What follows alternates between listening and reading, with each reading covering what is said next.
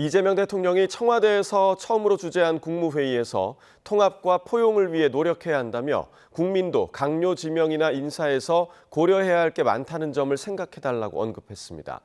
초대 기획예산처 장관 후보자로 이해운 전 의원을 지명한 걸 두고 여권 일각에서 반발이 나오는 상황을 염두에 둔 것으로 풀이되는데요. 최 기자 연결하겠습니다. 정인용 기자, 자세한 내용 전해주시죠. 네, 이재명 대통령은 오늘 청와대에서 첫 국무회의이자 올해 마지막 국무회의를 열었습니다. 이 대통령은 우선 청와대 복귀가 헌정질서 유린으로 얼룩진 용산시대를 마무리하고 국민주권과 민주주의가 제자리를 찾았다는 점을 상징하는 이정표라고 강조했습니다. 이번 복귀를 계기로 국정의 중심은 국민이고 국정의 완성도 국민을 통해 이뤄진다는 우리 정부의 원칙과 철학을 다지도록 하겠다고 말했습니다. 그러면서 앞으로도 국민 뜻을 직접 경청하는 투명하고 책임 있는 국정을 통해 국민 모두를 위한 정부로 나아가겠다고 덧붙였습니다. 이 대통령은 본격 토의에 앞서 추가로 발언을 이어가며 대통령의 가장 큰 책임은 국민을 통합하는 거라고 정의했습니다. 대통령이 되는 순간 모두를 대표해야 하고 전쟁과 정치가 다른 이유가 바로 그거라며 사회를 통째로 다 파랗게 만들 수는 없다고 언급했습니다.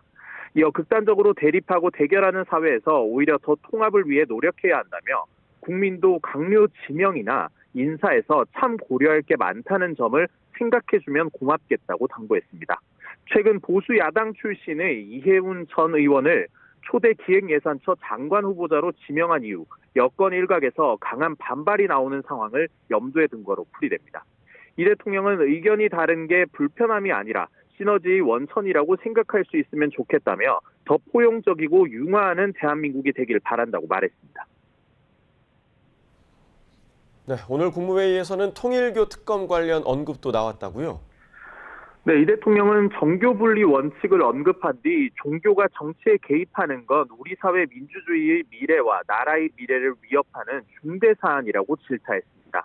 김민석 총리가 통일교와 신천지 등 정교 유착 문제에 대해 정부 차원의 특별수사본부를 준비하는 방안을 검토해야 한다고 보고하자 이에 공감하며 이같이 말한 겁니다. 이 대통령은 이어 통일교나 신천지 문제에 대해 특검을 한다고 하지만 너무 지지부진하다며 여든 야든 막론하고 다 수사해야 한다고 강조했습니다.